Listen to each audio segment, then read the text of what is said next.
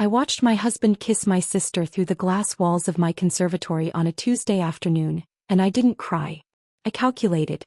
Because I'm a structural engineer and I know exactly how to make a $2 billion empire collapse without leaving a single fingerprint. They were standing among my orchids, the ones I'd spent years cultivating in the conservatory I'd designed with my own hands. Christopher's hand was on Isabella's lower back, possessive, familiar. She tilted her face up to him with that adoring expression I used to think was reserved for me. And then he kissed her. Not a peck. A real kiss. The kind that told me this wasn't their first time. This was routine. The afternoon sunlight streamed through the floor-to-ceiling windows, casting their shadows across the marble floor like some twisted art installation. My husband. My sister. My house. My betrayal. Most women would have stormed in screaming. Thrown things. Demanded explanations. Cried until their mascara ran and their voices went hoarse. I didn't do any of that. I stood perfectly still in the shadow of the garden pathway, my designer heels silent on the stone, my breathing controlled, my mind already running calculations that had nothing to do with load-bearing capacity and everything to do with controlled demolition. Because here's what my husband forgot when he decided to betray me. I don't just build skyscrapers that touch the clouds. I understand exactly how to make them fall. In my line of work we have a term called progressive collapse. It's when one small structural failure, a single compromised beam, one miscalculated joint, triggers a chain reaction that brings down an entire building. Towers don't fall from explosions or dramatic catastrophes. They fall because someone who understands the physics knows exactly which supports to remove, exactly how much pressure to apply, exactly when to step back and watch gravity do the rest. Christopher thought he was untouchable. A billionaire real estate developer whose name appeared on Forbes lists and whose projects reshaped city skylines. His legacy tower, a $2 billion 95-story monument to his ego, was supposed to be his crowning achievement. The building that would cement his reputation for generations. He had no idea that the only reason his impossible tower was structurally feasible was because of me. Because I'd spent months solving engineering problems that would have made other firms walk away. Because I'd poured my genius into making his fantasy into reality. And he definitely had no idea that the person who knows how to make a building stand also knows exactly how to make it fall. My name is Rayna Smith. I'm a top-tier structural engineer who builds things meant to last centuries. And I was about to teach my husband the most expensive lesson of his life. Buildings only stand as long as the engineer allows them to. Marriage works the same way. By the time I was done, Christopher wouldn't just lose his legacy tower. He'd lose everything he'd ever built. His reputation. His fortune. His future. And the beautiful part? Every single move I made would be completely legal, perfectly documented, and absolutely devastating. Because when you betray a woman who understands structural failure better than anyone alive, you don't just lose your marriage.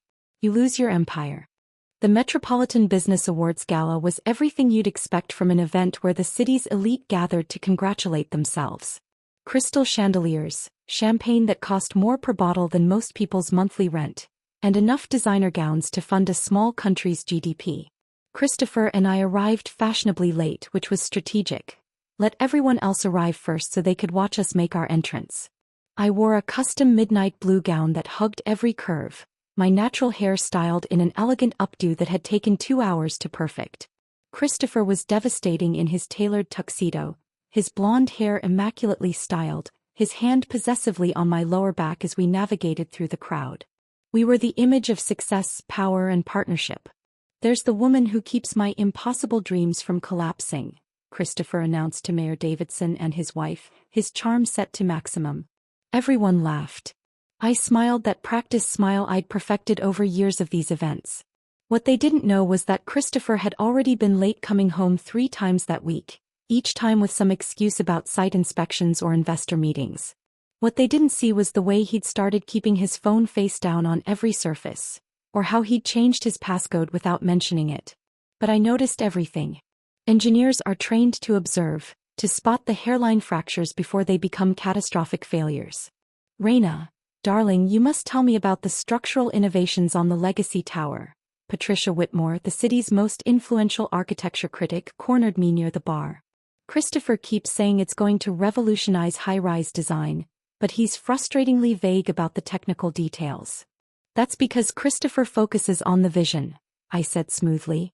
The Legacy Tower will be the tallest residential building in the state, with a revolutionary cantilever design that appears to defy gravity. The structural engineering required to support that cantilever while maintaining seismic safety standards is extraordinarily complex. We're essentially creating a 95-story building that looks like it's leaning into the wind. Sounds expensive, she said, raising an eyebrow. $2 billion expensive, I confirmed. It's Christopher's crowning achievement.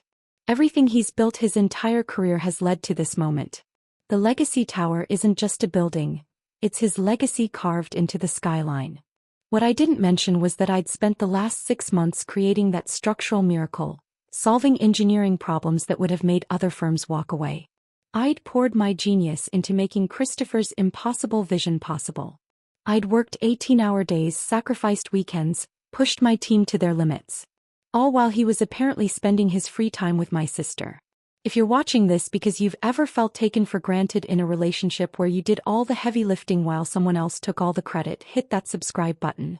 Because what Rayna does next is going to be the most calculated revenge you've ever witnessed.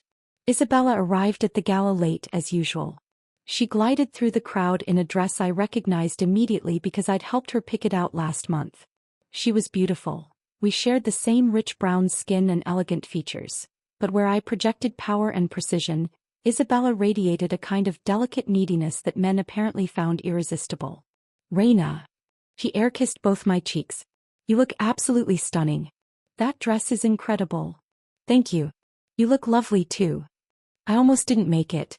I was at the estate all afternoon and lost track of time. You know how peaceful it is out there. The estate. Our weekend retreat in wine country, the property that had been in my family for 3 generations. The place where I'd created a sanctuary after our parents died, where I'd invited Isabella to stay whenever she needed to escape the city. Christopher mentioned he might head out there this weekend, Isabella continued, her voice casual. Something about needing quiet to finalize the Legacy Tower contracts.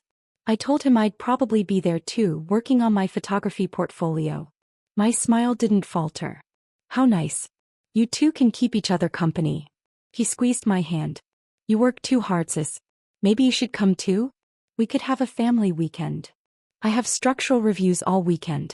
Someone has to make sure Christopher's billion-dollar tower doesn't fall down. Always the responsible one, Isabella said with a laugh that sounded almost pitying.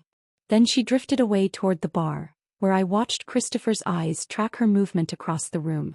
It was subtle. Most people wouldn't have noticed.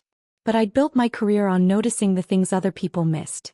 The slight shift in load distribution, the minimal deflection that indicated a larger problem, the small crack that signaled progressive failure. Christopher's eyes followed my sister with the same intensity he used to reserve for me. Later that night, lying in bed while Christopher slept beside me, I stared at the ceiling of our bedroom and thought about structural integrity. In engineering, we talk about redundancy, building in backup systems so that if one element fails, the structure doesn't collapse. Strong buildings have multiple load paths, alternative routes for forces to travel. Strong marriages were supposed to work the same way. Multiple points of connection. Shared load bearing. Mutual support. But what happens when you discover that your partner has been secretly redistributing the load? When the person you thought was supporting the structure has actually been undermining it? You don't repair that kind of damage. You conduct a controlled demolition and start over. I picked up my phone and scrolled through my contacts until I found Gabriel Torres, my attorney and one of the few people I trusted completely. I sent a single text, need to meet Monday. Urgent. Regarding Christopher and the Legacy Tower contracts. His response came 30 seconds later. Hi office. Him. Coffee on me. I set down my phone and closed my eyes. Christopher shifted beside me, mumbling something in his sleep. His hand reached out, searching for me even in sleep, finding my waist and pulling me closer. It would have been touching if I hadn't spent the evening watching him track my sister across a ballroom. Buildings don't fall all at once. They fail gradually, stress point by stress point, until one final insult triggers the cascade. I'd spent years learning how to prevent that kind of failure. Now I was going to learn how to cause it. I wasn't supposed to be at the estate that Tuesday. I'd told Christopher I had back-to-back meetings all week, which was true. But one of my structural reviews had been rescheduled at the last minute, giving me an unexpected free afternoon. On impulse, I decided to drive out to the estate. Maybe I'd surprise Christopher, maybe we could have dinner together, maybe I could remember why I'd fallen in love with him in the first place. The estate sat on 40 acres of rolling hills about 90 minutes north of the city. My grandfather had bought the property in the 1960s, and my father had built the main house in the 1980s. A stunning example of contemporary architecture that somehow felt timeless. I'd renovated it after my parents died, adding the glass conservatory where I grew orchids and exotic plants. The conservatory was my sanctuary, a place where I could think, where the clean lines of glass and steel met the organic chaos of living things. It was where I'd sketched my first building designs, where I'd solved my most complex engineering problems. It was where I found my husband kissing my sister. I'd parked in the lower drive, planning to walk up through the gardens. The afternoon sun was perfect, warm but not too hot, and I wanted to enjoy the property I'd inherited and improved. As I came around the corner of the Japanese garden, I had a clear sight line through the glass walls of the conservatory. They were standing among my orchids, backlit by afternoon sun streaming through the floor-to-ceiling windows. Christopher's hand was on the small of Isabella's back, the exact same possessive gesture he used with me in public. But this wasn't public. This was private, intimate, unguarded. He pulled her closer. She tilted her face up to his. And then he kissed her. Not a friendly peck. Not an accidental moment. A deep, passionate kiss that spoke of familiarity and practice. His other hand came up to cup her face with a tenderness that made my stomach turn to ice. This wasn't an affair just beginning. This was an affair that had been going on long enough to have its own language, its own rhythms, its own private geography. When you spend your life studying structures, you develop an instinct for failure modes. You can look at a building and sense where the weak points are, where the stress is concentrating, where the collapse will begin. Standing in my garden watching my husband kiss my sister in my conservatory, I felt that same instinct activate. This wasn't a crack. This was a catastrophic load redistribution that had been happening slowly, invisibly, while I'd been too focused on work to notice. I should have stormed in there. I should have screamed, thrown things, demanded explanations. That's what the script called for, what they probably expected if they ever got caught. But I didn't move. I stood perfectly still in the shadow of a maple tree and watched. Christopher pulled back from the kiss, said something that made Isabella laugh. She pressed her hand against his chest, over his heart, and said something back. He smiled. Really smiled with genuine warmth. In a way I realized I hadn't seen him smile at me in months. Then Isabella's phone rang. She pulled it out, looked at the screen, and her expression shifted to something like guilt. "It's Rayna," I could read on her lips. "Make sure you're subscribed because what happens next is going to show you exactly how a structural engineer dismantles someone's life with the same precision they used to build skyscrapers. This is about to get cold and calculated." Christopher stepped back, ran his hand through his hair, his towel when he was about to lie, and nodded. Isabella answered the phone with a bright, fake voice that carried through the glass. "Hey sis. What's up?" I stood there in the garden watching my sister talk to my voicemail while my husband straightened his clothes, and I made a decision. Not an emotional decision. An engineering decision. When a structure is compromised, you have two options. Emergency repairs to shore up the weak points, or controlled demolition to bring it down safely. Emergency repairs are expensive, time-consuming, and often fail anyway because the fundamental integrity is gone. Controlled demolition is cleaner, faster, more certain. You identify the critical support points. You prepare each one carefully. You create a sequence that ensures the structure falls in on itself rather than causing collateral damage. And then you trigger the cascade at precisely the right moment. I'd spent 15 years learning how to make buildings stand. I was about to spend the next few months learning how to make one fall. I walked back to my car silently, carefully, making sure I couldn't be seen from the conservatory. I drove back to the city with my hands steady on the wheel and my mind already running through calculations. Not engineering calculations this time. Strategic ones. Christopher wanted to build his legacy tower? Fine. I'd make sure it became exactly what the name suggested, his legacy. The thing people would remember him by. The billion-dollar project that destroyed him. Isabella wanted to play the innocent little sister while sleeping with my husband? Perfect. I'd let her keep playing that role right up until the moment everyone discovered what she really was. They thought they were being clever, sneaking around, having their secret affair. They thought I was too busy with work to notice, too focused on my career to pay attention to my personal life. They were right that I'd been too focused on work. But they were catastrophically wrong about what that meant.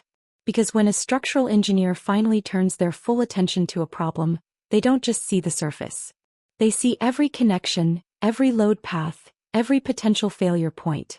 They understand exactly how the pieces fit together, and exactly how to take them apart. That night, I sat in my home office reviewing the contracts for the Legacy Tower. Christopher was supposedly at a site inspection. Isabella had texted to say she was having dinner with friends.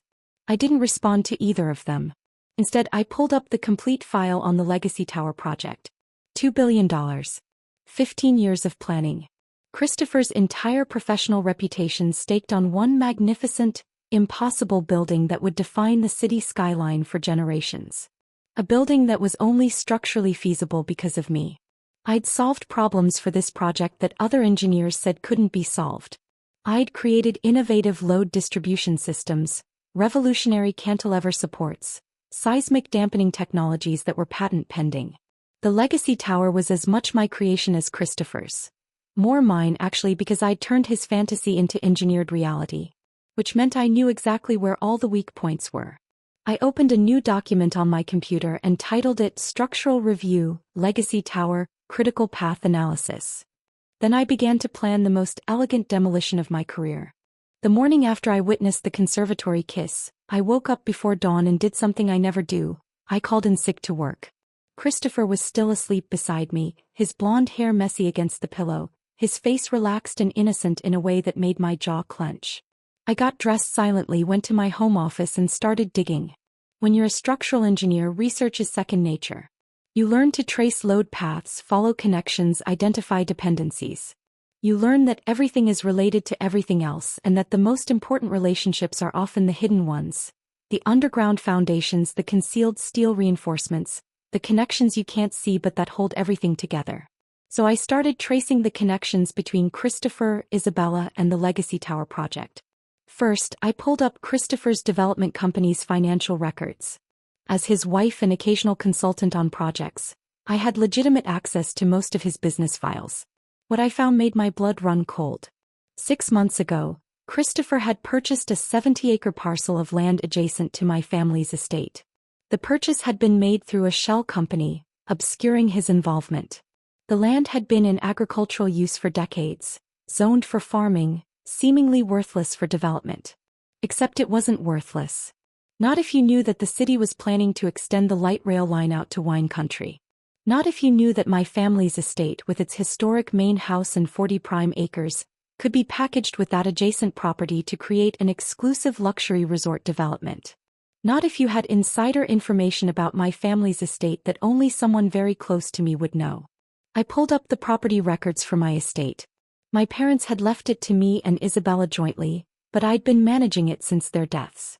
The estate was held in a family trust with complex provisions designed to keep it from being sold or developed. My grandfather, who'd built his fortune in construction before the environmental movement, had been adamant that the land remain undeveloped. A nature preserve, a family sanctuary. The trust documents were airtight. Or so I'd thought. I spent 3 hours reading through every provision, every clause, every exception. And there, buried in Section 14, subsection C, was a loophole I'd never noticed before. If both trustees, Isabella and I, agreed that development was necessary for financial preservation of the estate, we could petition to modify the trust terms. Someone had been coaching Isabella on the trust documents. Someone had been explaining to her exactly how to position a sale as necessary for preservation. Someone had been preparing her to advocate for developing our family's land. And I knew exactly who that someone was. My phone buzzed with a text from Isabella. "Morning, sis. Coffee later? I want to talk to you about something important regarding the estate." There it was. She was going to pitch me on selling. Christopher had probably spent months grooming her, explaining how much money we could make, how the estate was just sitting there unused, how we could both be wealthy beyond our dreams. What neither of them knew was that I didn't need to be wealthy beyond my dreams. I'd built my own fortune through my engineering firm. I had patents, consulting contracts, equity stakes in multiple projects. I was independently wealthy and I'd gotten there through my own brilliance, not through selling off my family's legacy. But Isabella had always struggled financially. She'd bounced between careers: photographer, yoga instructor, event planner, never quite finding her footing. She lived in our guest house rent-free, drove a car I'd bought her, wore designer clothes I'd handed down or purchased for her. Christopher had found her weakness and exploited it. He'd offered her money, probably promised her a percentage of the development deal, made her feel like she was finally going to be successful in her own right. And all she had to do was betray me and help him destroy our family's land. If you're watching this and thinking about all the times someone used your trust against you, hit that like button. Because Rayna is about to show you exactly how to turn the tables on people who think they're playing you. I responded to Isabella's text. Coffee sounds great. 2 p.m. at Stellar Cafe? Perfect. See you then. The heart emoji felt like a knife between my ribs. I spent the next several hours researching the Legacy Tower's zoning and permit structure. Christopher's project was massive. A 95-story mixed-use tower that would become the tallest building in the state. A project that size required dozens of permits, hundreds of approvals, complex coordination between multiple city departments. The foundation of Christopher's empire, his legacy tower, rested on a web of legal and regulatory approvals that I'd helped him navigate. I'd consulted on structural permits, seismic safety certifications, environmental impact assessments. I'd used my professional reputation to smooth the path for his approvals, which meant I knew exactly where all the regulatory pressure points were. Every building permit has contingencies. Every zoning approval has conditions. Every structural certification has requirements that must be maintained throughout construction. The Legacy Tower was so complex, so unprecedented, that its approval had required special exceptions, variances, and conditional permits that created a house of cards. A house of cards that a structural engineer could collapse with remarkable precision. I opened a secure connection to my firm's legal database and started pulling documents. Building codes. Zoning regulations. Seismic safety standards. Environmental regulations. Historical preservation requirements. The Legacy Tower site had been a historic theater district in the 1920s. The city had required an archaeological survey before breaking ground. Christopher had hired the cheapest firm available and they'd done a cursory review. But the Historical Preservation Society had filed an objection that had been withdrawn after Christopher made a substantial donation. That withdrawal could be challenged if new evidence suggested the survey had been inadequate. The tower's foundation required driving pilings 60 feet into bedrock that sat above an underground aquifer that supplied water to parts of the city. Environmental groups had raised concerns about contamination. Those concerns had been dismissed after Christopher's engineers, not my firm, I noted, had provided assurances. Those assurances could be questioned if a respected structural engineer raised doubts about the methodology. The tower's unprecedented height required special zoning variances that had been granted with conditions. Conditions about wind studies, shadow impact on surrounding neighborhoods, traffic analysis. Conditions that could be challenged if new data suggested the original studies had been insufficient. I wasn't going to sabotage Christopher's building directly. I wasn't going to tamper with steel or concrete or any physical structure. That would be illegal, unethical, and beneath me. Instead, I was going to use the system. The legal system, the regulatory system, the professional certification system. I was going to raise legitimate questions, file proper objections, request mandated reviews. I was going to use every tool that existed to protect public safety and ensure regulatory compliance. I was going to strangle the Legacy Tower in red tape so complex that Christopher would spend years and millions trying to cut through it. And by the time he realized what was happening, it would be too late to save either his project or his fortune. At 2 p.m. I walked into Stellar Cafe looking every inch the successful professional. Isabella was already there, looking nervous and excited in a way that made me want to scream. Rayna. She hugged me tight. I ordered your usual, double espresso, right? You know me so well, I said, sitting down across from her. So, Isabella started, her hands fidgeting with her coffee cup. I wanted to talk to you about the estate. I've been thinking a lot about our future, about what Mom and Dad would have wanted for us. What about it? Well, the estate is beautiful, but we barely use it. The maintenance costs are enormous. And I've been doing some research. Here I nearly laughed at the idea that any research was actually hers. And I think we might be sitting on an incredible opportunity. What kind of opportunity? Development.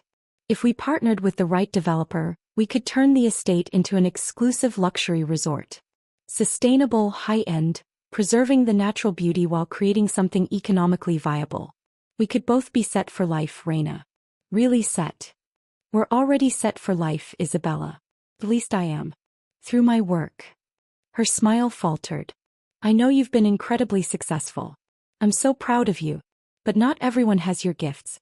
Some of us need help building our futures. And has someone offered to help you build this future? A developer, perhaps. Her eyes widened slightly, guilt, recognition, fear. I've consulted with some people about feasibility, yes. Just preliminary conversations. Let me guess. Someone like Christopher. The way her face changed told me everything. The color drained from her cheeks. Her mouth opened and closed. Her hands gripped her coffee cup like it was the only thing keeping her anchored. Christopher has extensive experience in luxury development, she said carefully. His input has been valuable. I'm sure it has. I smiled and I watched her realize that my smile was the most dangerous thing in the room. Isabella, thank you for bringing this to me. I think we should definitely explore the option of modifying the trust. Let's get our attorneys involved, do this properly. I want to make sure we're making the best decision for our family's legacy. Hope bloomed across her face. Really? You're open to it? Of course. We're sisters. We should work together. In fact, why don't you put together a formal proposal? Get Christopher to help you, since he's been so valuable. I want to see detailed plans, financial projections, environmental impact studies. Let's treat this like the serious business decision it is. Oh my God, Rayna, thank you.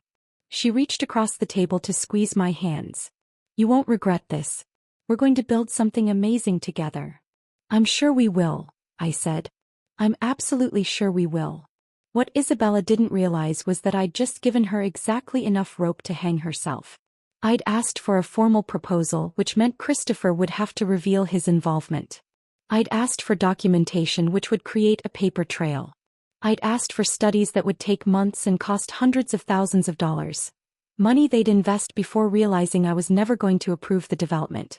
And most importantly, I'd made them think they were winning. Which meant they'd get careless. That evening, Christopher came home looking pleased with himself. I heard you had coffee with Isabella today. I did. She has some interesting ideas about the estate. She's a smart woman. You've always underestimated her.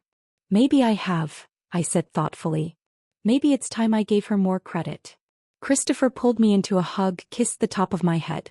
This is why I love you. You're so rational, so willing to consider new possibilities. Most people are too emotionally attached to family property to see its economic potential. Well, I said against his chest, I've always believed in maximizing structural integrity. And sometimes that means knowing when to demolish something that's no longer serving its purpose. Exactly, he said, completely missing the point. Exactly right. He had no idea I was talking about him. Gabriel Torres had been my attorney for 7 years. I'd met him when I was first starting my engineering firm and needed someone to handle contracts and intellectual property. Over the years, he'd become more than just my lawyer. He was one of the few people I trusted completely. When I walked into his downtown office Monday morning, he took one look at my face and poured 2 cups of coffee without saying a word. He slid one across his desk to me, waited while I took a sip, and then said, "Talk to me." I told him everything. The conservatory. Christopher and Isabella. The estate development scheme. My suspicions about the legacy tower. Gabriel listened without interrupting, his expression growing darker with every sentence. When I finished, he leaned back in his leather chair and steepled his fingers. First question, do you want to save the marriage? No. Good. Because that would complicate things significantly. Second question, what do you want? I want Christopher professionally destroyed. I want the legacy tower to become his biggest failure instead of his greatest achievement. I want Isabella to understand the cost of betrayal. And I want to walk away with everything I've built intact. That's ambitious. I'm an ambitious woman. Gabriel smiled grimly. Alright. Let's talk about what we're working with. The Legacy Tower is Christopher's flagship project. $2 billion, 15 years in planning, his entire professional reputation staked on its success. Am I right so far? Correct. And you've been the structural engineer consulting on the project. Your firm's certifications are part of the regulatory approval package. Also correct. Which means you have intimate knowledge of every structural, legal, and regulatory vulnerability in the project. I do. And you're proposing we exploit those vulnerabilities to create delays, cost overruns, and regulatory challenges that will slowly strangle the project. I'm proposing we raise legitimate safety and compliance concerns that require proper investigation and resolution. I'm proposing we ensure that the Legacy Tower meets every single regulatory requirement, even if that means extensive delays and additional costs. Gabriel's smile widened. I like the way you think. But you realize this could take months, maybe years. Progressive collapse doesn't happen instantly, I said. First you remove key supports. Then you wait for the stress to redistribute. Then you remove more supports. Eventually the structure can't sustain its own weight and the cascade begins. What looks sudden from the outside has actually been methodically orchestrated over time. You're terrifying, you know that? I'm precise. We spent the next 3 hours mapping out a strategy.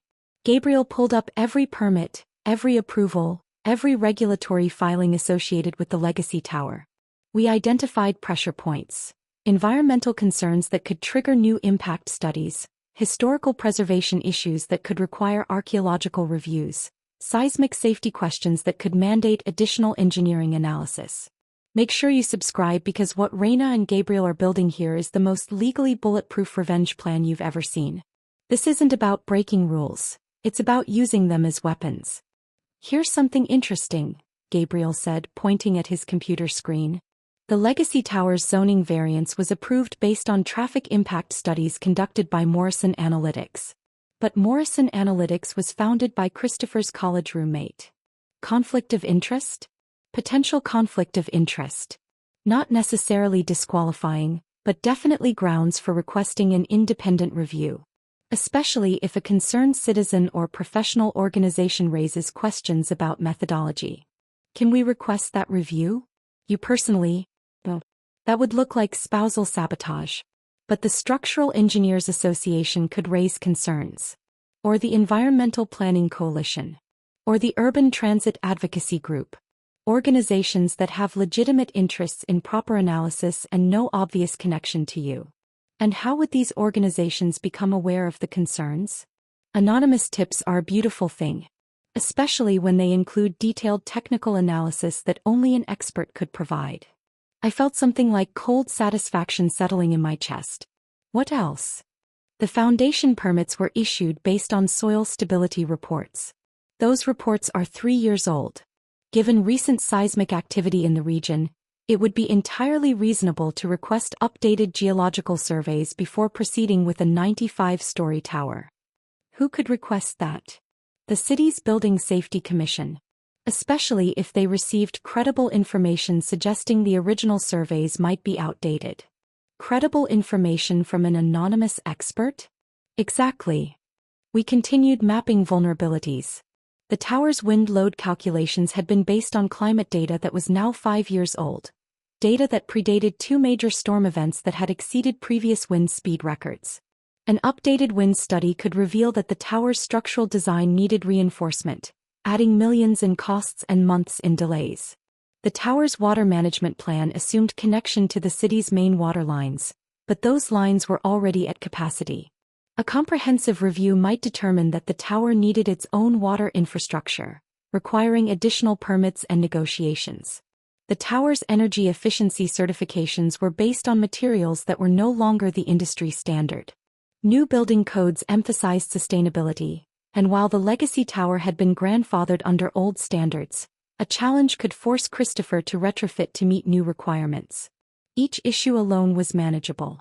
Together they created a perfect storm of regulatory complexity that would drain Christopher's resources, delay his timeline, and destroy investor confidence. There's one more thing, I said. Christopher has the project structured so that his personal assets are tied to its success. He's leveraged everything. his company, his properties, his investment portfolio, to secure financing for the legacy tower. Gabriel's eyebrows rose. Everything. Almost everything.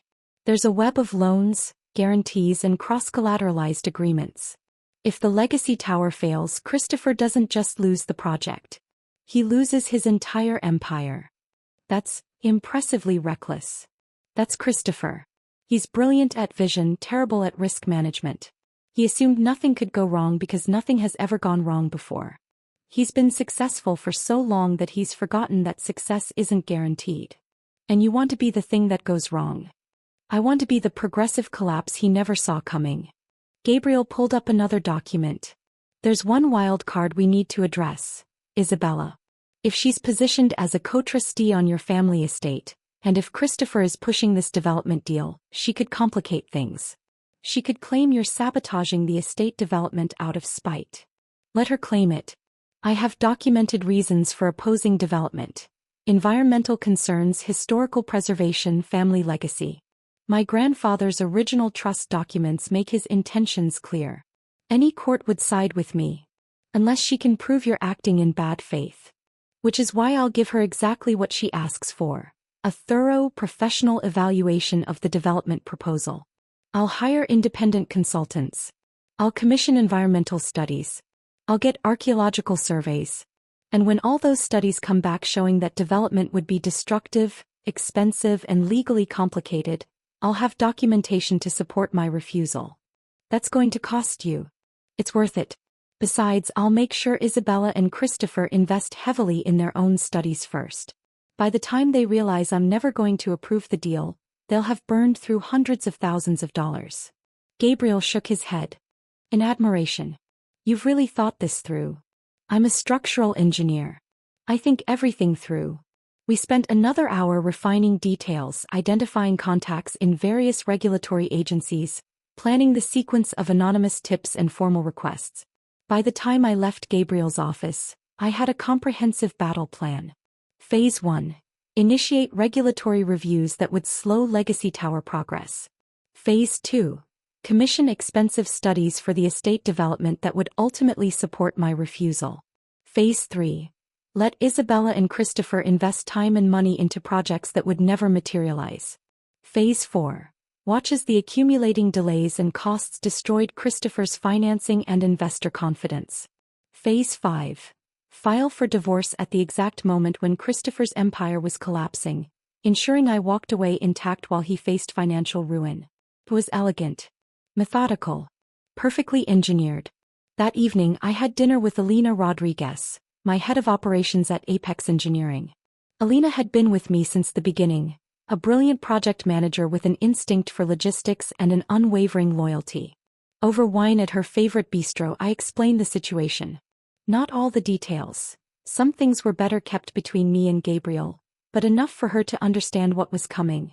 So you're going to dismantle your husband's career, Alina said thoughtfully. I'm going to ensure proper regulatory oversight of a major construction project. Right. Proper oversight. That's definitely what this is. He grinned. I love it. What do you need from me? I need you to start distancing our firm from the Legacy Tower project. Nothing obvious. We're still consulting, still providing necessary certifications. But I want to make sure that when questions start being raised about permits and approvals, our firm isn't caught in the crossfire. You want us to document everything. Everything. Every meeting, every recommendation, every concern we've raised.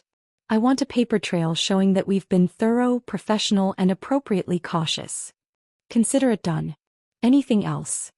Start identifying projects we can take on to replace the Legacy Tower revenue. When this blows up, and it will blow up, Christopher's company is going to collapse. I don't want our firm dependent on him. Already on it. I've been cultivating relationships with several other developers. We're in good shape.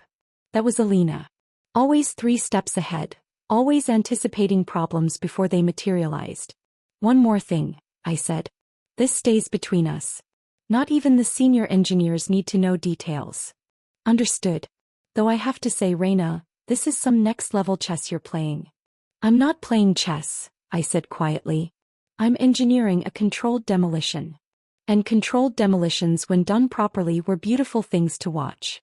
Christopher's mother, Priscilla Langford, was a force of nature wrapped in Chanel suits and 3 generations of old money. She'd built her late husband's moderate real estate holdings into a formidable portfolio, and she'd raised Christopher to be equally ruthless in pursuit of success. She approved of me because I was successful, accomplished, and what she called appropriately ambitious. So when she called requesting lunch on a Wednesday, I knew something was wrong. We met at La Toile, the kind of restaurant where reservations require 3 weeks' notice and the waiters can recite your family tree if needed.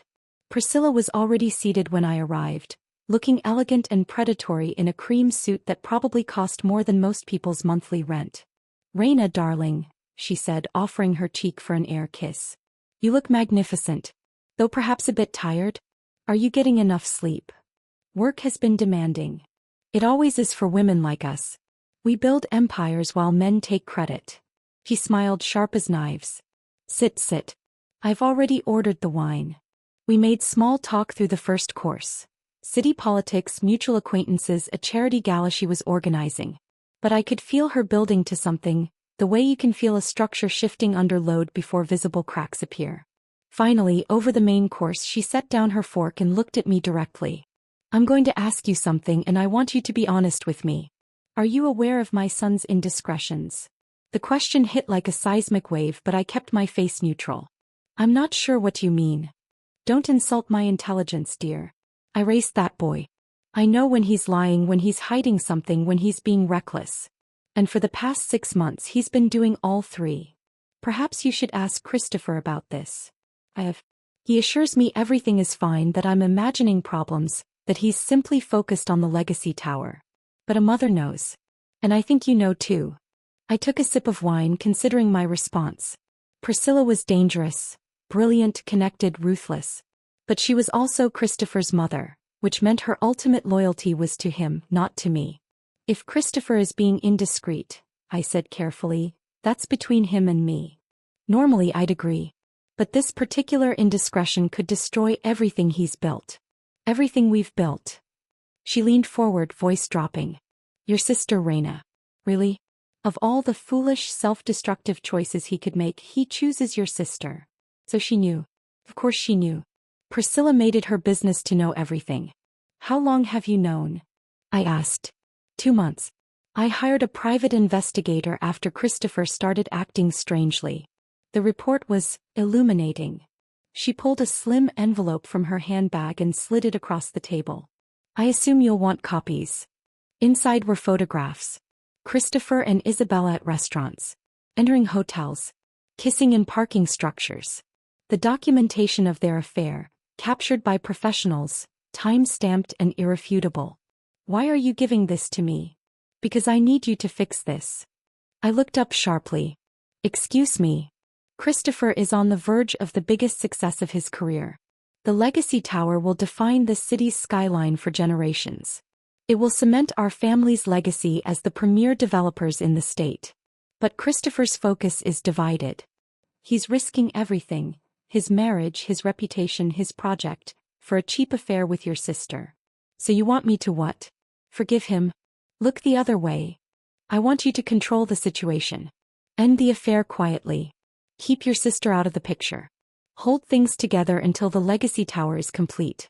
After that, if you want to divorce Christopher, you'll have the leverage to negotiate from strength.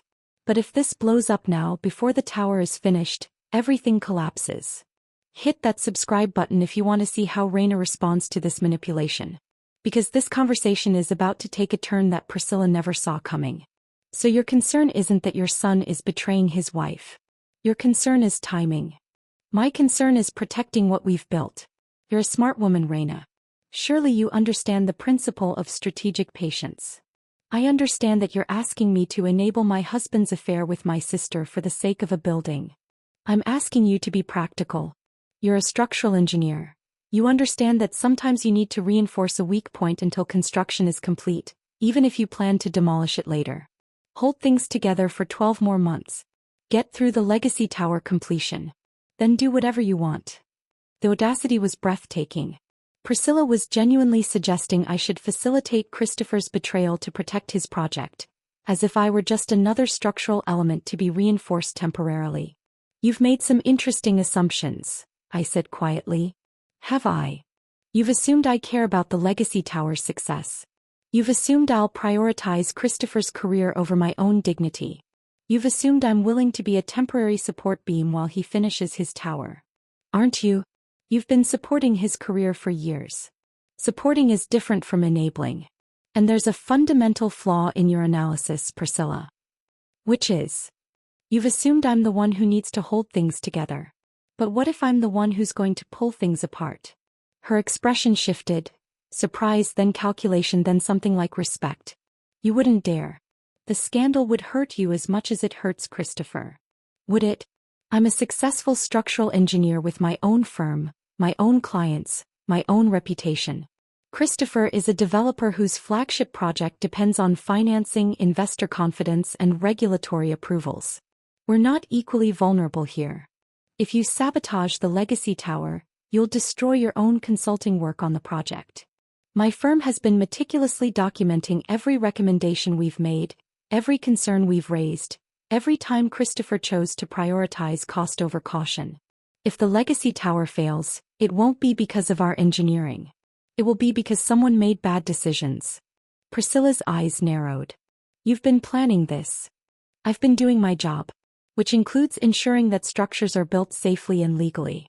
If that process happens to be more complicated and expensive than Christopher anticipated, well, proper engineering tends to be complicated and expensive. He'll fight you. He always wins. Christopher wins because he's never faced someone who understands structural failure as well as I do. He's never been up against someone who knows exactly where the weak points are and exactly how much pressure to apply. You're making a mistake. If you destroy Christopher, you destroy everything you've built together. That's where you're wrong. I stood, placing my napkin on the table. I didn't build anything with Christopher. I built things for Christopher. And I'm finally realizing that there's a significant difference. Thank you for lunch, Priscilla. And thank you for the photographs. They'll be useful. Rayna. Tell your son he should have read the fine print on his structural certifications. Tell him that progressive collapse starts with small failures, and he's about to discover exactly how many small failures I can engineer. And tell him that when his Legacy Tower comes down, he'll finally understand that buildings only stand as long as the engineer allows them to.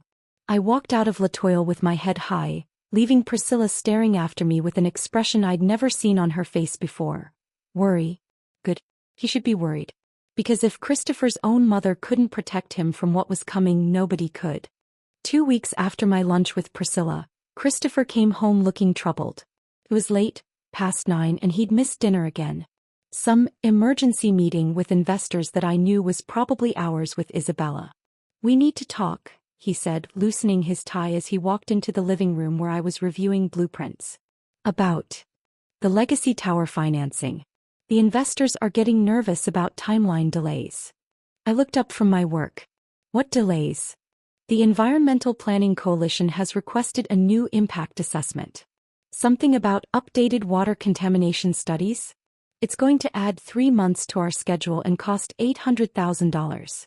I kept my expression neutral, even though I knew exactly why the Environmental Planning Coalition had suddenly discovered concerns. Gabriel had sent them a very detailed anonymous tip about potential aquifer contamination. That does sound concerning. Water safety is critical for a project this size. It's bureaucratic nonsense. The original studies were fine. Were they? Because I remember looking at those studies when we were first evaluating the site and I thought the methodology seemed rushed. But you were eager to move forward. Christopher's jaw tightened. You never mentioned concerns before. I mentioned them. You chose not to prioritize them. There's a difference. Well, regardless, we need to deal with this. And there's another issue. The investors want additional assurances. They're requiring personal guarantees from me, and they want marital asset protection agreements in place. What kind of agreements? Post-nuptial agreements that tie certain assets to the success of the Legacy Tower. It's standard for projects this size. Protects both parties. I set down my blueprints. Walk me through what exactly they're proposing. Christopher pulled out a document, clearly prepared by his attorneys, and laid it on the coffee table. It was thick, dense with legal language designed to be intimidating and obtuse. Lucky for me, I'd spent 7 years working with Gabriel, and I'd learned to read legal documents almost as well as I read engineering specifications. The proposed post-nup essentially tied Christopher's personal financial guarantees to the Legacy Tower's successful completion. If the project succeeded, Christopher would retain full control of his assets. But if the project failed, defined as not achieving certificate of occupancy by a specified date or failing to meet financing covenants, Christopher would be personally liable for investor losses. His company would be dissolved. His properties would be liquidated. His investment portfolio would be seized. Everything he'd built over 20 years would be consumed to pay back the investors he'd convinced to fund his ambitious tower. And because we were married, the agreement stipulated that marital assets, including my firm, my properties, my investments, could potentially be at risk if they were deemed commingled with Christopher's business interests, unless I signed a waiver specifically protecting my separate assets. This is a disaster, I said, which was true from Christopher's perspective, even if it was a beautiful opportunity from mine. It's aggressive, but it's what the investors are requiring. They want to make sure I have skin in the game. Christopher, this doesn't just put your skin in the game. This puts your entire body on the line. If anything goes wrong with the Legacy Tower, regulatory delays, construction problems, market changes, you lose everything. Nothing's going to go wrong. You can't possibly guarantee that.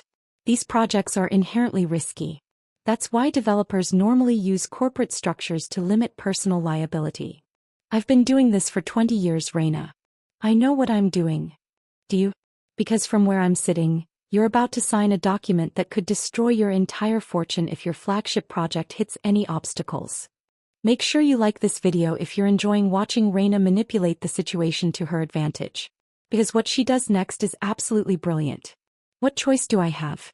If I don't sign, the investors walk, the financing collapses, and the Legacy Tower dies anyway.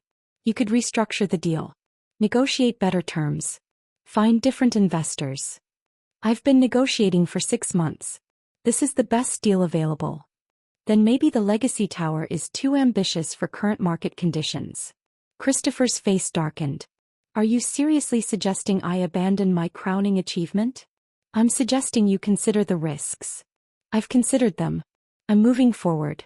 But I need you to sign the waiver protecting your assets. The investors want to make sure that if things go south, they can't argue that your firm or properties should be included in the liquidation. I pretended to study the document, letting the silence stretch. This waiver essentially severs our financial partnership.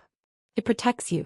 If something unlikely happens and the Legacy Tower fails, your assets are completely safe.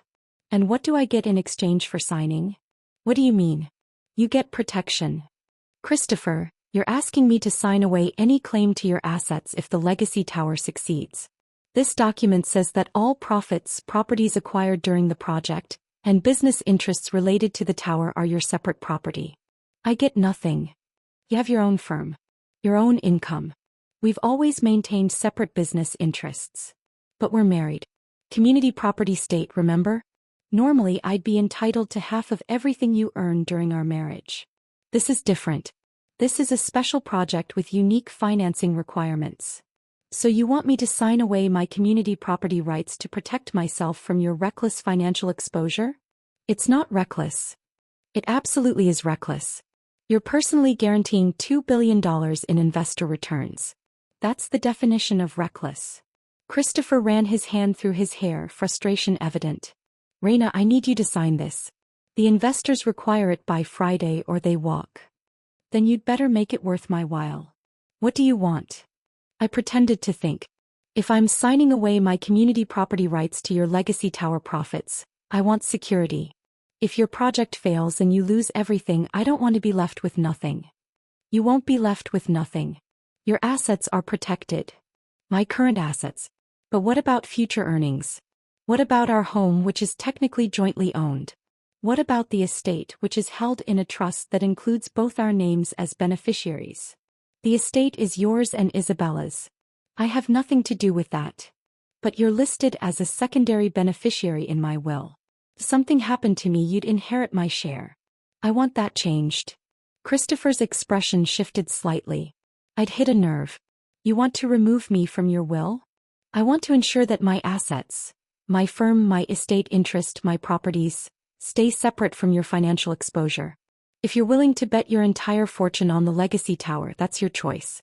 But I'm not betting mine. This is about trust. This is about structural integrity.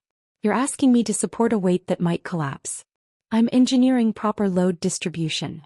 We stared at each other across the coffee table. Years of partnership turned into a negotiation. Fine, Christopher finally said. I'll have my attorneys draw up documents removing you from any financial entanglement with my business. Your assets stay yours completely separate. Will that satisfy you? I'll need to review the documents with my attorney. Gabriel Torres? He's been my attorney for years. You know that. He doesn't like me. He doesn't have to like you. He has to protect my interests. Christopher grabbed the post-nup documents. I'll have the revised paperwork by Thursday. But Rayna, this feels like you're preparing for us to fail. I'm an engineer, Christopher. I always prepare for failure modes. It's how you prevent catastrophes. Or how you cause them. He left the room and I sat alone with my blueprints, feeling the pieces of my plan clicking into place. Christopher had just agreed to sign documents that would completely separate our assets. Which meant when his empire collapsed, and it would collapse because I was engineering that collapse, I would be completely protected. My firm, my properties, my estate interest would all be legally ring-fenced from his disaster. And more importantly, he'd done it thinking he was protecting his own interests, never realizing he was walking into a trap I'd carefully engineered. 3 days later, I sat in Gabriel's office reviewing the revised agreements. Christopher had been true to his word. The documents completely severed our financial partnership. His assets, his risks, his potential losses were entirely his own. This is remarkable, Gabriel said. He's essentially signed a document guaranteeing that when his project fails, you're completely insulated from the consequences. He thinks he's protecting his legacy tower profits from me. And instead he's protecting you from his inevitable financial catastrophe. Exactly. Now how are we doing on the regulatory challenges? Gabriel pulled up his tracking spreadsheet. The environmental impact study will take 6 months and cost Christopher approximately $1.2 million. The archaeological review that the Historical Preservation Society just requested will take 4 months and another $800,000. The updated wind load analysis will take 2 months and $600,000. And the traffic impact reassessment will take 3 months and $400,000. That's $3 million in additional costs and over a year in delays. And that's just the current challenges. I have 3 more regulatory concerns ready to deploy once these are resolved. What about his financing? His investors are already nervous about the timeline. Every delay increases their risk exposure. I've heard rumors they're discussing penalty clauses if the project misses key milestones. Which it will because the regulatory reviews will push everything back. Exactly. And once the investors start imposing penalties, Christopher's profit margins evaporate. He's already overleveraged. A few more hits and he'll be operating at a loss. I felt that same cold satisfaction I'd felt when I first started planning this. Christopher had built his empire on aggressive risk-taking, on pushing boundaries, on assuming nothing would go wrong. He'd never faced an opponent who understood exactly how to make everything go wrong without leaving fingerprints. Keep the pressure steady, I told Gabriel. Not too fast, we don't want it to look orchestrated. But steady, methodical, inexorable. Like progressive collapse. Exactly like progressive collapse. I signed the post-nup documents that evening. Christopher looked relieved, like he'd dodged some bullet he hadn't quite understood was aimed at him. Thank you, he said. I know this wasn't easy. It was necessary, I replied. For both of us. That weekend he went to the estate. Working on the legacy tower contracts, he told me. Need some quiet to focus. Isabella's car was at the estate when I checked the security system remotely. Of course it was. I didn't feel anger anymore. I felt something colder and more purposeful. They thought they were getting away with something. They thought they were clever. They had no idea they were sitting in a building I was methodically preparing to demolish. The family dinner was Isabella's idea. We never spend time together anymore, she'd said on the phone, her voice carrying that particular blend of neediness and manipulation she'd perfected over the years. Just the 3 of us. Like old times. There were no old times that included Christopher, but I agreed anyway. Because watching them pretend everything was normal had become a fascinating study in human behavior and deception. We met at Azure, an upscale restaurant near the waterfront. I arrived first deliberately and watched them enter together. They were careful. Arrived in separate cars, approached the restaurant from different directions, maintained appropriate physical distance. But there was an ease between them, an unspoken coordination that only comes from intimate familiarity. Rayna. Isabella hugged me and I let her, feeling her lean frame against mine, smelling the perfume I'd bought her for Christmas. You look amazing. That dress is stunning. Thank you. You look lovely too. Christopher kissed my cheek. Sorry I'm late. Traffic was terrible. He wasn't late. He was exactly on time. But creating a false excuse was automatic for him now, even when no excuse was needed. We ordered wine, made small talk about work and weather, performed the rituals of people who were supposed to care about each other. And then Isabella got to the real reason for the dinner. So, she said, her tone carefully casual, I've been working on that proposal we discussed. For the estate development. Have you? Christopher has been incredibly helpful. His team has put together some amazing concepts. Sustainable luxury resort, high-end villas, preserved natural spaces. It could be really special. I looked at Christopher. You've been working on this? Just consultation, he said smoothly. Isabella asked for professional input. I'm happy to help family. How generous of you. We've commissioned preliminary studies, Isabella continued. Environmental impact, archaeological surveys, market analysis. Everything you asked for. The numbers are really compelling, Rayna. We could both make significant money while creating something beautiful. I'm sure the numbers are compelling. Who paid for these studies? Isabella's smile faltered slightly. We split the cost. It's an investment in our future.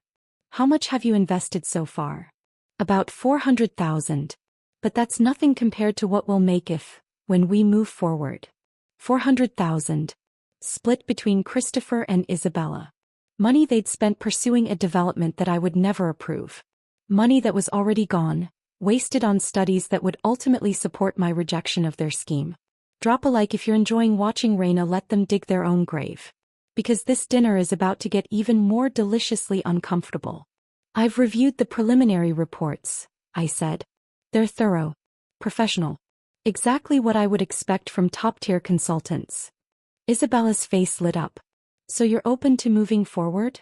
I'm open to continuing the evaluation process. But there are some concerns the reports raise that need deeper investigation. What concerns? The archaeological survey identified several areas of potential historical significance. Native American artifacts, possibly burial grounds. That would trigger extensive additional surveys and consultations with tribal authorities. But that's just a possibility, right? Not definite. In cultural preservation law, possibility is enough to require investigation. We'd be looking at another year of studies minimum before we could even consider development permits. Christopher's jaw tightened slightly. That's excessive. It's the law. Environmental and cultural preservation requirements are strict for properties with historical significance. Our grandfather chose this land specifically because of its pristine natural state and cultural heritage.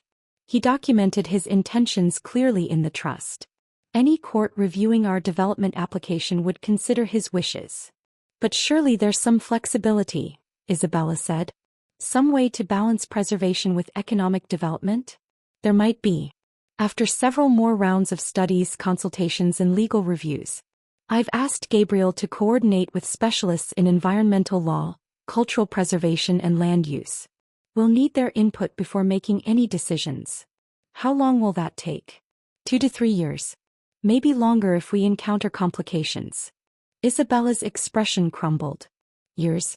Rayna, we can't wait years. The market conditions are perfect right now. If we delay too long, we'll miss the opportunity. Then perhaps this isn't the right opportunity for us to pursue. You're deliberately stalling, Christopher said, his voice tight with controlled anger. You're throwing up bureaucratic obstacles to block something that could benefit everyone. I'm ensuring due diligence. As a trustee, I have fiduciary responsibilities. I can't approve a development that might violate environmental laws or cultural preservation requirements just because the market timing is convenient. This is about control, Christopher said.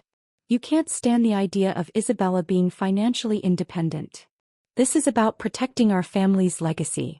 Something Isabella might understand if she'd spent more time learning about our grandfather's values instead of looking for ways to profit from his land. Isabella's eyes filled with tears. That's not fair. You've always had everything, the career, the success, the money. I just want a chance to build something of my own. Then build something of your own. Don't try to build it by destroying what our grandfather created. You're being selfish. I'm being responsible. The dinner deteriorated from there. Isabella became increasingly emotional, Christopher increasingly cold and angry. I remained calm, rational, immovable. The engineer assessing a flawed structure and declining to approve it for construction. By the time we finished our meal, Isabella was barely speaking to me, and Christopher was radiating hostility. I think we should call it a night, I said, signaling for the check. I'll get it, Christopher said tersely. No need. I've got it. I handed my card to the server before he could object. A small power play but satisfying. Outside the restaurant, Isabella hugged me without warmth. I hope you'll reconsider. For family. Family is exactly why I'm being so careful. Christopher didn't kiss my cheek goodbye. Just a curt nod before he walked to his car. I watched them leave. Isabella's car first, Christopher's following 5 minutes later, both heading in the direction of the estate. They weren't even being subtle anymore. My phone buzzed with a text from Gabriel. Historical Preservation Society just filed a formal objection to Legacy Tower, claiming inadequate archaeological survey. This one's going to be expensive. I smiled and texted back. Excellent. How expensive? 8 to 12 million. 18 months minimum delay. Perfect. I drove home alone to our empty modernist house, poured myself a glass of wine, and stood at the floor-to-ceiling windows overlooking the city. Somewhere out there was the Legacy Tower construction site. Somewhere out there was Christopher's dream slowly transforming into his nightmare. And somewhere out there at the estate were Christopher and Isabella, probably congratulating each other on how they were handling me, probably mocking my bureaucratic obstacles, probably planning their next move. They had no idea that every move they made was exactly what I wanted them to make. Every dollar they spent on estate development studies was a dollar they'd never recover. Every month Christopher spent fighting regulatory challenges on Legacy Tower was a month his investors grew more nervous. Progressive collapse doesn't look like collapse at first. It looks like minor problems, manageable delays, explicable setbacks. It's only when you're inside the structure that you can feel the way the forces are redistributing, the way the supports are failing one by one, the way the entire system is moving toward inevitable failure. Christopher and Isabella were inside that structure. And they couldn't feel what I could feel. The building was already falling. They just didn't know it yet. My phone rang. Priscilla. You're destroying him, she said without preamble. I'm ensuring proper regulatory compliance on a major construction project. Don't play games with me, Rayna. I know what you're doing. The historical preservation objection? That has your fingerprints all over it. I have no connection to the Historical Preservation Society. You have connections everywhere. You're systematically dismantling the Legacy Tower project, and you're doing it in a way that looks like bad luck and bureaucratic oversight. If the Legacy Tower can't withstand regulatory scrutiny, perhaps it shouldn't be built. This is about revenge.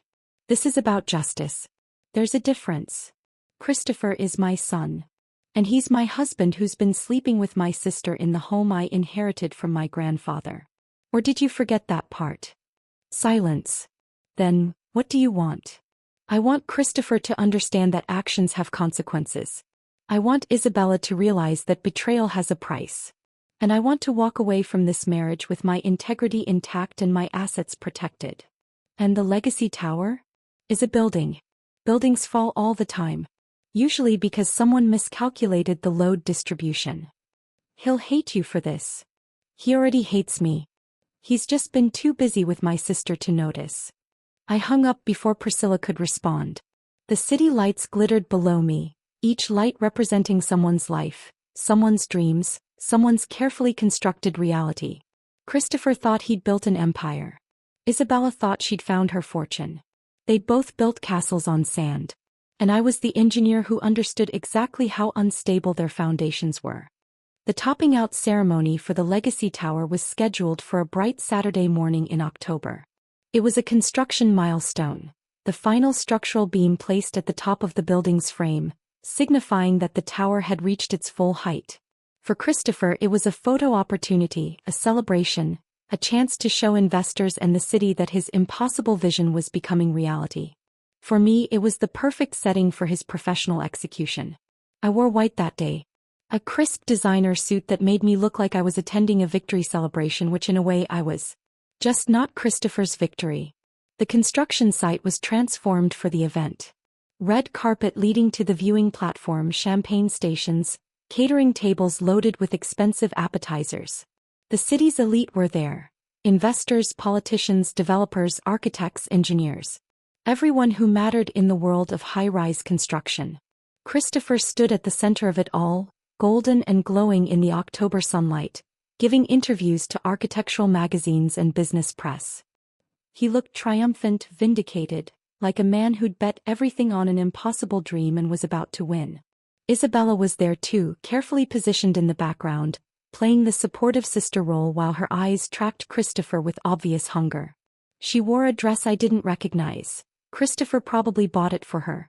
Another expense he'd hidden from me, another small betrayal added to the mountain of larger ones. Rayna. Christopher called me over to a group of investors. Gentlemen, this is my brilliant wife, the structural engineer who made the impossible possible. The Legacy Tower stands because of her genius. I smiled graciously at the investors, accepted their compliments, and said all the right things about innovative engineering solutions and collaborative design processes. I was the perfect partner, the accomplished professional, the woman behind the man's success. If you've been following this story and you want to see the moment everything comes crashing down, make sure you're subscribed. Because what happens in the next 10 minutes is going to be absolutely devastating. The ceremony began with speeches. The mayor praised Christopher's vision and commitment to the city. The lead investor talked about transformative development and economic impact. Christopher took the podium last, looking out over the assembled crowd with barely contained emotion. The Legacy Tower represents 15 years of dreams, he said, his voice carrying across the construction site. 15 years of believing that we could build something unprecedented, something that would define the city for generations. They said it was impossible. They said the engineering challenges couldn't be solved. They said the financing couldn't be secured. But we proved them wrong.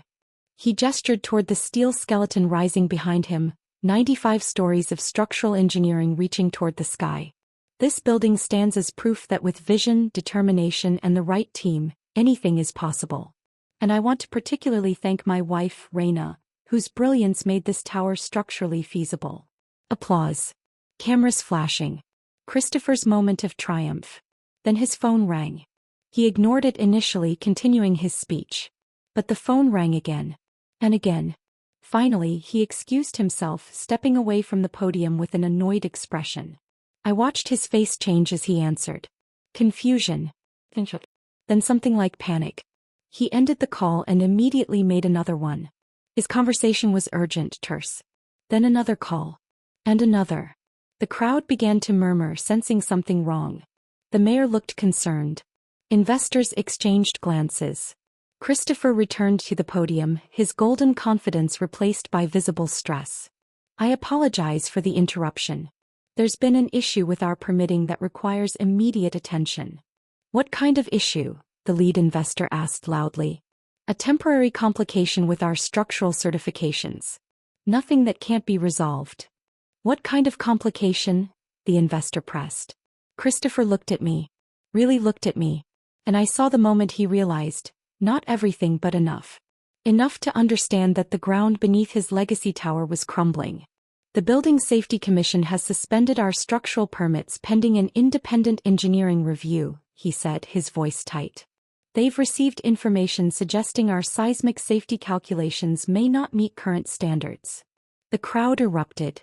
Investors shouting questions. Press taking notes. Politicians backing away from what was rapidly becoming a scandal. Who filed this complaint? Someone yelled. The complaint was anonymous.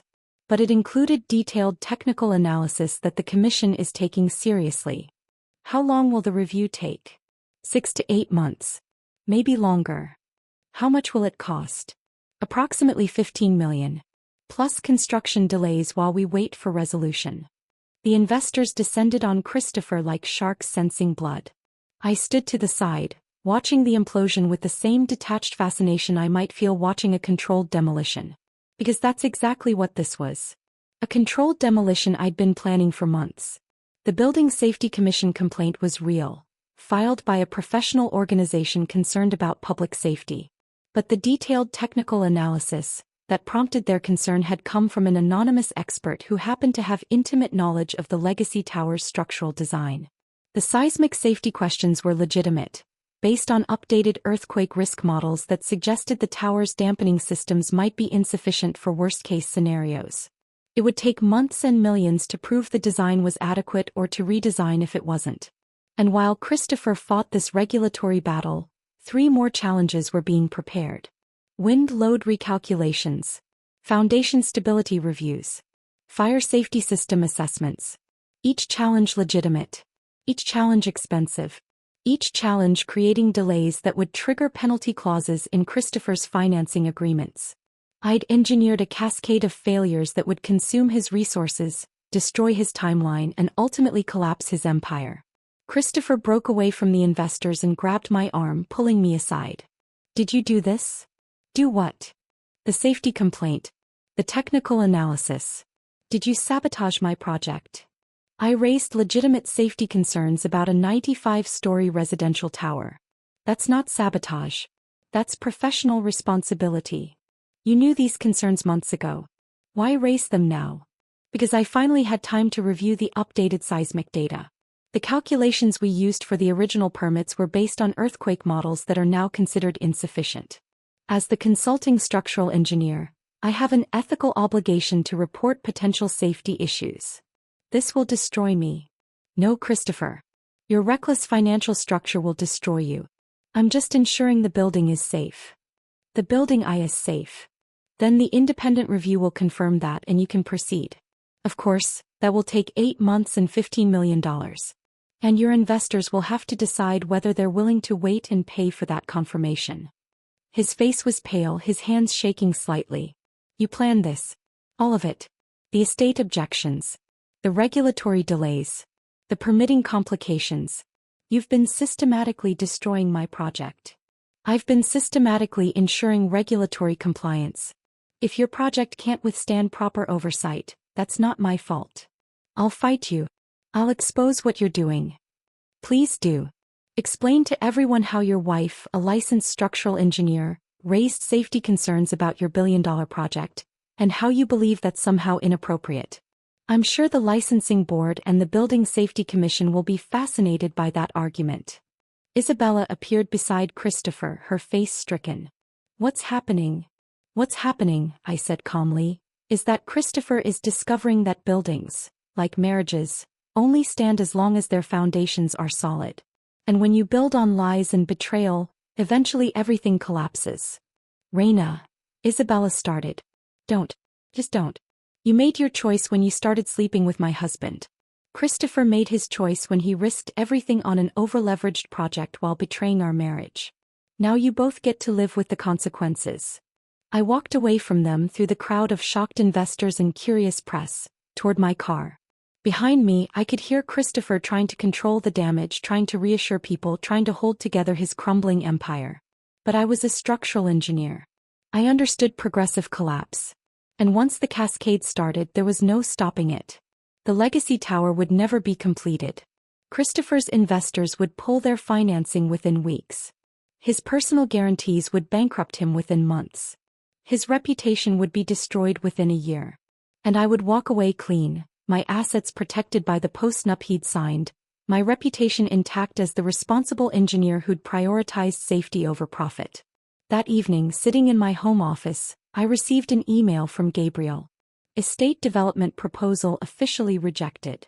Archaeological and environmental concerns make development legally untenable. Isabella and Christopher have invested approximately $650,000 in studies that are now worthless. Thought you'd want to know. I poured myself a glass of wine and toasted the empty room. Progressive collapse complete. 3 months after the topping out ceremony, I signed the divorce papers in the empty lobby of the Legacy Tower. The building stood incomplete above me, a skeletal monument to Christopher's ambition and my revenge. Construction had stopped 6 weeks earlier when the primary investors withdrew their financing. The building shell was there, 95 stories of steel and concrete, but it would never be finished. Never house residents. Never define the skyline the way Christopher had dreamed. Instead, it would stand as a cautionary tale about hubris, overleveraging, and what happens when you betray someone who understands exactly how structures fall. Christopher had fought hard. He'd hired lawyers, challenged the regulatory reviews, argued with investors. But every battle cost money he didn't have and time he couldn't spare. The post-nup he'd signed meant his personal assets were on the line for the project's failure. His properties had been seized. His company declared bankruptcy. His reputation was destroyed. He'd gone from billionaire developer to cautionary tale in less than a year. Isabella had fared no better. When news of her affair with Christopher became public, leaked to gossip columns by sources I had no connection to, she'd been ostracized by our social circle. The estate development deal that was supposed to make her fortune had cost her over $500,000 she didn't have. She'd had to sell her car, liquidate her savings, move out of the guest house I'd given her. She texted me once 3 weeks ago, "I'm sorry. I know that doesn't mean anything now, but I'm sorry." I hadn't responded. Some bridges once burned should stay burned. Gabriel Torres sat across from me at the folding table we'd set up in the empty lobby. "This is remarkably poetic," he said, gesturing at the skeletal building around us. "Signing divorce papers in the building that destroyed him. I wanted him to understand exactly what he lost. I think he understands." Gabriel pulled out the final documents. "These are the settlement agreements. Christopher retains all liabilities associated with the Legacy Tower project. You retain all your separate assets, your firm, your estate interest, your properties. He's agreed to everything. He didn't have much choice. He also signed a non-disclosure agreement. He can't publicly blame you for the project's failure or discuss the circumstances of your divorce." "Perfect." Gabriel handed me a pen and I signed my name across the final page. Rayna Mitchell. Not Langford. I'd never taken Christopher's name, which seemed prescient now. "It's done," Gabriel said. "You're officially divorced. And officially wealthier than ever. The firm's been profitable?" "Very. We've picked up 3 major clients in the past 2 months. Turns out developers are looking for structural engineers with a reputation for uncompromising safety standards. Your decision to prioritize regulatory compliance over project expedience has become a selling point." I smiled. How ironic. Not ironic. Earned. You built a reputation for integrity while destroying someone who had none. We walked out of the Legacy Tower together, leaving the building empty and silent behind us. As we reached the street, a black car pulled up. "Christopher." He stepped out, looking older than his years. The past 3 months had been hard on him. His blonde hair was graying at the temples. His tailored suits had been replaced with off-the-rack alternatives. His confident bearing had collapsed into something diminished. "Rayna," he said. "Christopher. I suppose you're satisfied now." "I'm satisfied that proper engineering standards were maintained. If that resulted in your project becoming economically unviable, that's an unfortunate consequence of building something that exceeded safe parameters. You destroyed me. You destroyed yourself. I just ensured you couldn't take anyone else down with you. Was it worth it? All this revenge." "It wasn't revenge. It was justice. There's a difference." "I loved you," he said, and for the first time he looked genuinely broken. "No, you loved what I could do for you. You loved my engineering expertise that made your impossible projects feasible. You loved my reputation that opened doors for you. You loved how I made you look like a visionary when really I was just solving problems you created." "And Isabella?" "Isabella made her choice. She chose to betray her sister for money and a man who was using her just like he used me. She'll recover eventually. We both will. You, on the other hand. If you've followed Rayna's journey from betrayed wife to strategic demolition expert, make sure you subscribe. Because this is how you walk away from destruction with your head high. What about me? You'll spend years rebuilding if you can rebuild at all. You'll always be remembered as the developer whose flagship project failed spectacularly. The legacy tower will stand incomplete, a monument to your ambition and your recklessness. Every time someone in this city looks up at that building, they'll think of you. And they'll think of failure. That's cruel.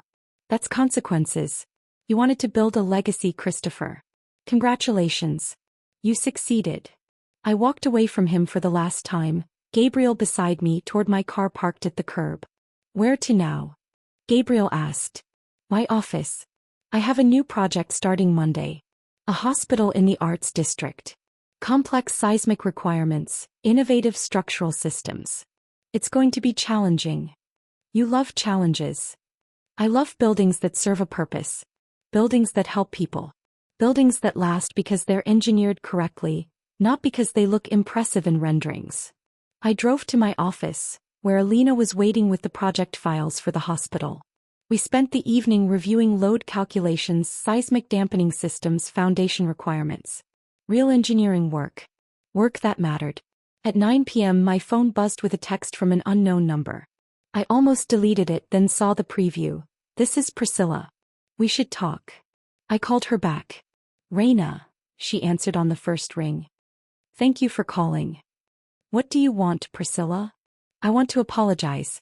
Not for Christopher, that's his mess to apologize for if he ever finds the courage. But for me. I asked you to enable his behavior. To be complicit in your own betrayal for the sake of a building. That was unconscionable. Yes, it was. You did what I couldn't do.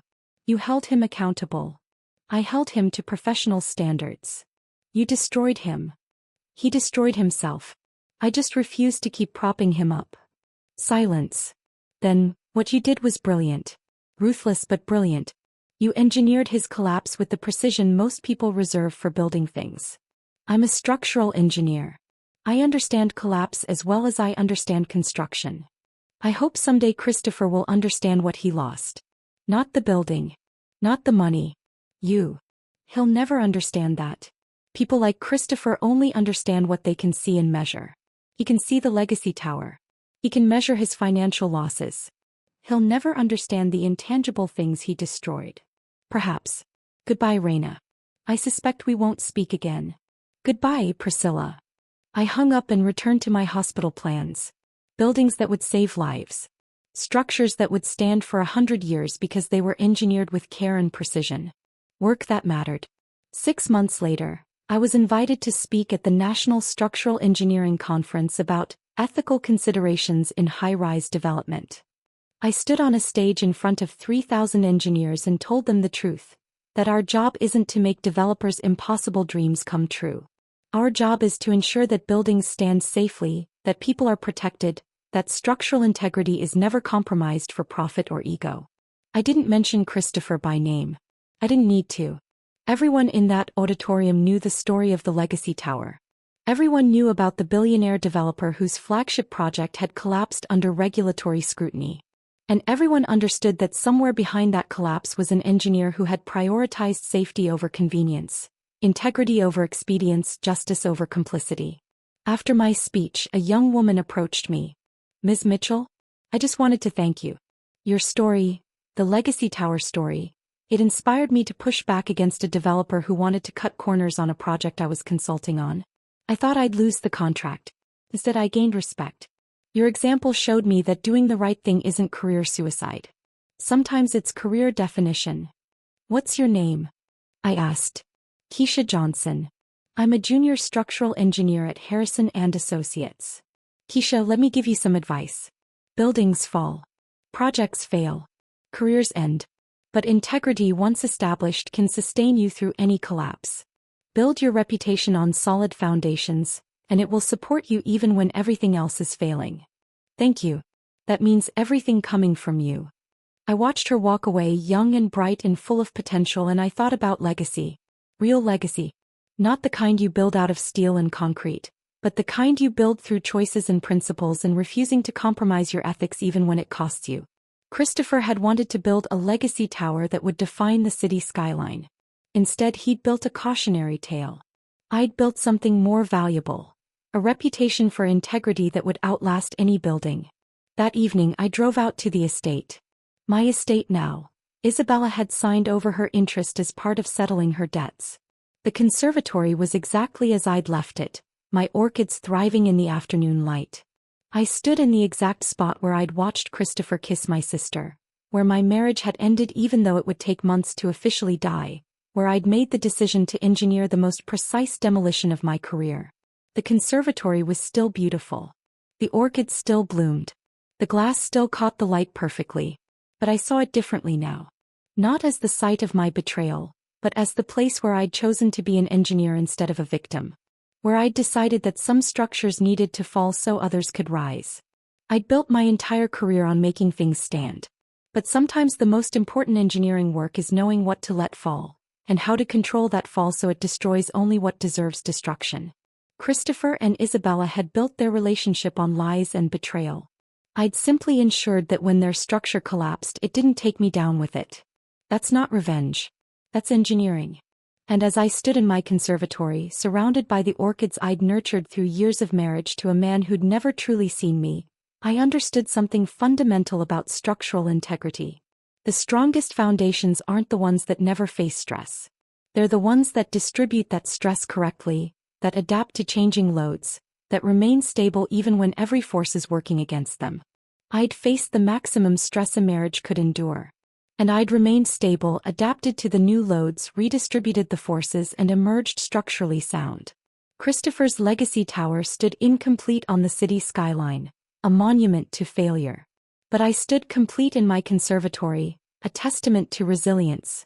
And between those two structures, one falling, one standing, was the story of what happens when you betray an engineer who understands exactly how things fall apart.